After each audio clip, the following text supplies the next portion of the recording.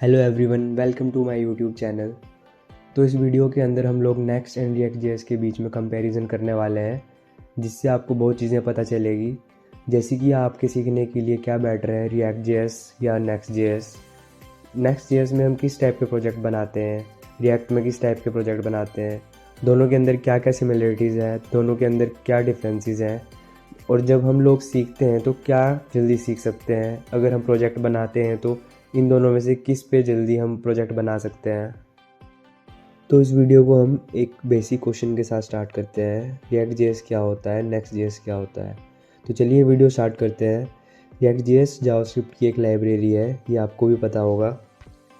इसके अंदर हम लोग क्या करते हैं, जावास्क्रिप्ट में हम लोगों ने कुछ न्यू फीचर्स और कुछ फंक्शन को कंबाइन करके एक लाइब्रेरी बना दी, जिसका हमने नाम रख दिया रिएक्ट जेएस।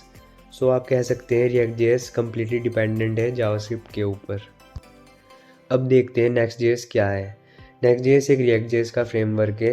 तो इसने क्या किया, नेक्स्ट जेएस ने जो भी रिएक्ट जेएस के अंदर था उसके ऊपर कुछ फंक्शंस बनाए, कुछ फीचर्स बनाए और एक पूरा फ्रेमवर्क बना दिया, कुछ पैकेजेस वगैरह ऐड करके, और उसको बोल दिया नेक्स्ट जेएस। तो आप कह सकते हो नेक्स्ट जेएस कम्प्लीटली डिपेंडेंट है किसके ऊपर, रिएक्ट जेएस के ऊपर। अगर रिएक्ट जेएस आज ख़त्म हो जाती है तो नेक्स्ट जेएस कुछ भी नहीं है, बिकॉज जो उसका सेंटर पॉइंट है जिसके ऊपर वो बेस्ड है वही चीज़ नहीं रहेगी तो नेक्स्ट जेएस भी नहीं रहेगी। ये सब तो बेसिक चीज़ हो गई। अब हम थोड़ा सा और डिटेल के अंदर जाते हैं, तो देखते हैं रिएक्ट जेएस क्या करता है, इसके अंदर क्या चीज़ है। देखो, ये एक लाइब्रेरी है, ये हम लोग ने पढ़ ही लिया है। जब रिएक्ट जेएस के अंदर हम कोड लिखते हैं तो वो पहले कोड आता है ब्राउज़र के अंदर, डाउनलोड होता है, उसके बाद वो रेंडर होता है। एग्जीक्यूट वो ब्राउज़र के अंदर आने के बाद होता है। बट नेक्स्ट जेएस के अंदर क्या होता है, जो कोड होता है वो सर्वर साइड में ही रेंडर हो जाता है। मतलब पहले रेंडर होता है और बाद में ब्राउज़र के ऊपर डाउनलोड होता है। अब इससे क्या फ़र्क पड़ेगा, इससे फ़र्क पड़ता है एसईओ के अंदर, सर्च इंजन ऑप्टिमाइजेशन के अंदर। तो आपको पता होगा कि गूगल के अंदर जब भी हमें कोई वेबसाइट लिस्ट करनी होती है, उसे ऊपर दिखाना होता है ताकि हमारा सर्च सबसे ऊपर आए, तो उसके लिए हमें सर्च इंजन ऑप्टिमाइजेशन करनी होती है। तो अगर हम लोग रिएक्ट जेएस के अंदर ऐप बनाते हैं, वेबसाइट बनाते हैं, और उसको हम एसईओ करवाने की कोशिश करते हैं तो थोड़ी मुश्किल होती है। ऐसा क्यों होता है, रीज़न ये है कि जो एसईओ के लिए गूगल देखता है कि भाई मुझे ये साइट आगे दिखानी है या नहीं दिखानी है, तो वो सर्वर साइड के ऊपर ही चेक कर लेता है ब्राउज़र के ऊपर लोड होने से पहले। बट तब तक हमारा वहाँ पे कोड ही पड़ा रहता है रिएक्ट जेएस के अंदर, तो तब तक तो हमारा यूआई का कुछ पार्ट रेंडर ही नहीं होता, तो अच्छे से हमारी सर्च इंजन ऑप्टिमाइजेशन नहीं हो पाती। बट नेक्स्ट जेएस के अंदर जो हमारा कोड होता है वो सर्वर साइड के ऊपर ही रेंडर होके आता है। तो वैसे ही गूगल ऑप्टिमाइज़ करने की कोशिश करने लग जाता है, इसके अंदर क्या क्या है, इसको मैं ऊपर दिखाऊं या ना दिखाऊं, तो उसको पूरा का पूरा यूआई टेक्स्ट मिल जाएगा। इससे सर्च इंजन ऑप्टिमाइजेशन बेटर हो पाती है। एक और पॉइंट ये है कि रिएक्ट जेएस एक लाइब्रेरी है। जब आप इसको यूज़ करते हो तो आपको इसमें बहुत सारे पैकेजेस और ऐड करने पड़ते हैं, जैसे कि राउटिंग वाला पैकेज होता है। बट नेक्स्ट जेएस के अंदर ऐसे पैकेजेस ऑलरेडी एडिड होते हैं, इन्होंने इसे पूरा फ्रेमवर्क बना रखा है। तो रिएक्ट जेएस की जो ऑफिशियल वेबसाइट है वो खुद कहती है कि आप ना फ्रेमवर्क यूज़ कर लो, जैसे कि नेक्स्ट जेएस या फिर गेट्सबाय यूज़ कर लो। सो आपको मैं दिखाता हूँ। इधर मैं लिखता हूँ रिएक्ट, यहाँ पर जाऊँगा मैं इसकी एप्लीकेशन के ऊपर, फिर लर्निंग पे जाऊँगा, उसके बाद इंस्टॉलेशन के ऊपर जाऊँगा, फिर how to start a new React project के ऊपर जाऊँगा। तो देखो, इसने बोला है if you want to build a new app और a new website fully with React, we recommend picking one of the React powered framework popular in the community। तो अब इसने एग्जाम्पल भी दिए हैं, नेक्स्ट जेएस यूज़ कर लो, remix use कर लो, गेट्सबाय use कर लो।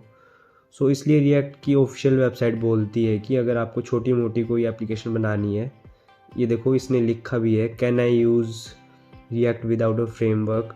तो इसने डायरेक्टली बोला है yes you can definitely use react without framework, but छोटी मोटी एप्लीकेशन के लिए यूज़ कर लो, पर आप अगर बड़ी एप्लीकेशन बनाओगे तो फ्रेमवर्क ही यूज़ कर लो। तो एक क्वेश्चन का आंसर और मिल गया है कि रिएक्ट जेएस डेड है। नहीं, बिकॉज अगर आप नेक्स्ट जेएस यूज़ कर रहे हो तो इंटरनल उसके अंदर रिएक्ट जेएस ही यूज़ हो रही है। वही लाइफ साइकिल मेथड, वही हुक्स, वही रेंडर मेथड, वर्चुअल डॉम, सब कुछ वही यूज़ होता है। नेक्स्ट क्वेश्चन ये है कि हमें रिएक्ट जेएस कब कब यूज़ करनी चाहिए। तो उसका आंसर ये है कि जब छोटी छोटी एप्लीकेशन बनानी हो तो आप यूज़ करो रिएक्ट जेएस। अगर बड़ी एप्लीकेशन बनानी हो तो Next.js यूज़ करो, ऐसा ऑफिशियल डॉक्यूमेंटेशन का कहना है। और जहाँ पर आपको SEO करवानी हो, कोई ई-कॉमर्स वाली वेबसाइट बनानी हो, कोई न्यूज़ वाली वेबसाइट हो, ऐसी कोई साइट बनानी हो तो Next.js यूज़ करो।